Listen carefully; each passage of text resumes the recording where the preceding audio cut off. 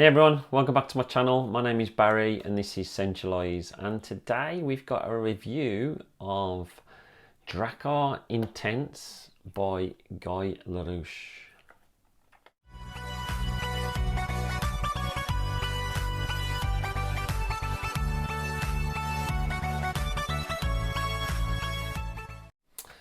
So really excited to bring you this review. I did a first impressions of this on a live with Mr. Smelly the other night. I think it was Saturday night.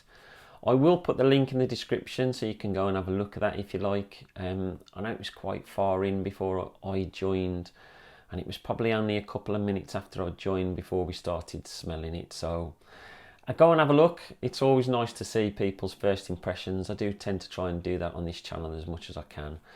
So straight away, when I saw this advertised, I thought, yeah, that's going to be right up my street.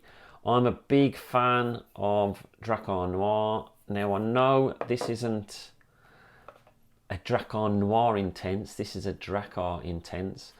The original, I think it's from 1972. I've never smelt it. I've never seen it anywhere. I had a quick look before I started this video, and I've seen what the bottle looks like. I'll put a picture on the screen if I can find it again. But I've never smelt it. I don't know what it smells like, so I can't really compare it to that. The only thing I can compare it to is Drakkar Noir, which is readily available, and I'm a big fan of that anyway. So I picked this up from eBay. It was £25 off eBay, so I thought that was a really good price. I really like the box on it. It's like a black, and then there's like a copper sort of feel to it. It's a 100ml and it's an EDP concentration. Now I know the Drakkar Noir is an EDT. So on the back you've got ingredients and a barcode. On the bottom you've got a batch code, etc. Not a lot going on the top. Now one thing that I did find with this is I managed to rip it when I was opening it, so be very careful. The lid part seems to be quite hard to do. In the end I went through the bottom, and that was the easiest way to open it. So I did get a little rip in there, as you can see. And I know that Dan, Mr. Smelly, had exactly the same issue, so whether it's a problem with the boxes. Let's have a look at the bottle. So I have been using a fair bit of the juice. I've been applying it strongly, I've been applying it weekly, and just seeing what it does. So as you see, it's got a similar sort of look to the Drakkar Noir, except you're actually looking at the juice colour on this, and as you can see, it's quite a nice dark juice, but they're quite very similar, other than the fact this is glass and this is completely darked out.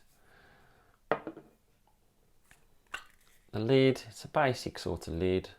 It's got the Drakkar in the top. And the sprayer isn't the greatest looking sprayer, but it definitely does its job. If you saw that, getting that in the air, oh, very nice. So the notes on this, we've got in the top, we've got wormwood, bergamot, rosemary and coriander. In the mid, you've got lavender, juniper berries and clary sage. And in the base, you've got patchouli, suede, lavender again, and it says moss, I think, but I think it's oak moss. So originality, it's obviously a flanker of an original. That original I have never smelled, but like I said before, I've tried Drakkar Noir and it does have a similar sort of feel to Drakkar Noir. But we'll go into that a bit more as we go into it. So, is it linear? Does it change over time? Yes, it definitely changes over time. It still has like a barbershop feel all the way through, but it gets different facets at the beginning compared to what it does later on. So we'll go through them a bit later. Projection, on me, it's about 1 to 1.5 hours. I would say probably average, and longevity 5 to 6 hours. I've never got great longevity with Drakkar Noir. I've seen some people saying that they get a lot greater longevity and projection off this. So whether it's just my skin, I don't know. It's sometimes different on everybody, but I'm just saying I don't get the longest, the greatest from this one. I'd say it's probably average. Who to wear it? Definitely masculine, but I think this is one of those fragrances that's definitely going to appeal to all ages. Because of some of the notes that are in there, it's going to appeal to the older people like me, and it's going to appeal to the younger generation coming through. When to wear it? I'd say this is signature worthy, probably martini time. So you're talking anytime, any place, anywhere. It is that sort of fragrance. Some people might prefer to wear it at certain times. I think this is one that will work in the summer, work in the winter, work at formal occasions, work for anything really. It really is a signature sort of scent. And compliments, I think you'll definitely get compliments. People like this DNA. You might not get it off the younger people as much, but then there's a sweetness to it, so maybe you will as well from them. I definitely think it's a compliment getting fragrance. I haven't got any yet, but I've only really wore it down the school, and you don't tend to get compliments down the school. So my overall thoughts, like I said, I did a first impressions on Mr. Smelly's Live, and in that I was getting a real creamy lemon opening. Looking at the notes, there's no lemon listed and there's no vanilla listed, so whether I'm getting like a bergamot, which smells a bit more lemony to me, but I definitely think there's vanilla in this, unless something else is giving it that sweetness. I'm not quite sure what it would be, to be fair. So like I said before, I know it's not a flanker of Drakkar Noir, but people will definitely make comparisons. I've already seen people calling it flanker of Drakkar Noir, but they're both flankers of Drakkar. Maybe we get a Drakkar Noir Intense in the future. That would be nice, because I really enjoy that as well. So it definitely has that barbershop feel that you get from Drakkar Noir. It is toned down a little, so you still get that soapy feel to it as well. There's also a bit of greenness to it. It's a little piney. It's a little bit herby. It's got a little bit of spice. It's got a lot of different things in there which jump in and out during the journey of this fragrance. It really is an enjoyable fragrance.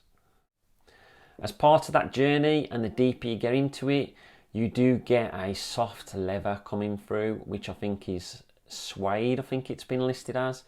And you get an amber and a muskiness coming through. I still get the barbershop all the way through it. I still get like a sweetness which is there as well, which modernises it a bit more. But I think you really enjoy the musks and the amber as the further and further you get into it. And that soft leather, that is beautiful. So it does have a little bit of booziness in there. I've seen some people compare it to Bentley for Men Intense. No chance, nothing like it to me. Just because they've both got a bit of booziness. Bentley for Men Intense is massive on the booze. So I don't compare them. I've seen people compare it to Aramis Tobacco Reserve. I don't know where they're coming from that. Maybe the creaminess, but it's got no tobacco in this. I can't smell any tobacco, and I think it's going in a completely different direction. That boozy feel that you get to it, you do have to start digging for it, and it is one of those that I was talking about earlier, where it'll jump in, you'll smell it, then 5 minutes later you won't smell it, then a bit later on it'll come back again. It does seem to be that sort of fragrance. So if you don't like a boozy frag, then I wouldn't worry about this. It's just something that jumps in every now and again. It's not massive. It's not like an overpowering note that's in there at all. If it's in there at all, because it's definitely not listed, but I do get that. But you could be getting that from the patchouli. So if you do like Drakkar Noir, you will enjoy this fragrance. Imagine Drakkar Noir toned down a bit and modernised. I did say dragged kicking and screaming into the modern times on a post that I did regarding this on Instagram, which also went on Facebook. And someone says to be dragged into the modern times, kicking and screaming, means that it doesn't really want to go there. I wouldn't go that far, and I do think it helps, and I do think that the modern crowd will enjoy this more because of that. But yeah, it's a smoother, more modern version of Drakkar Noir. Just take away the rough edges that you get with Drakkar Noir, and that's what you're getting from this. Is it a hit or miss? Well, you can guess it's definitely a hit from me. It's grown on me. When I did my first impressions, I think I gave it a 6 out of 10. I would probably give it like a 7.5 now. I do really enjoy it, and the more I wear it, the more I'm enjoying it. Is it worth the money? Well, I picked this up for £25 off eBay. I have not seen it anywhere else. So I would definitely say it's worth £25 of your money for sure. You spend a lot more and get a lot less of a decent frag for it as well nowadays.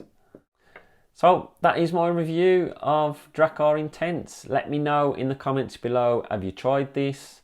Let me know if you like Drakkar Noir. I know quite a few people like it. I know a lot of people think it's too old school. Well, this isn't as old school, so you might like this about it. Let me know in the comments below. It's always nice to get feedback, especially when I'm doing these videos. You feel validated when you get someone commenting on it. Don't forget to like and subscribe. That always helps the channel, and I'll speak to you all soon. Stay fragrant, not vagrant.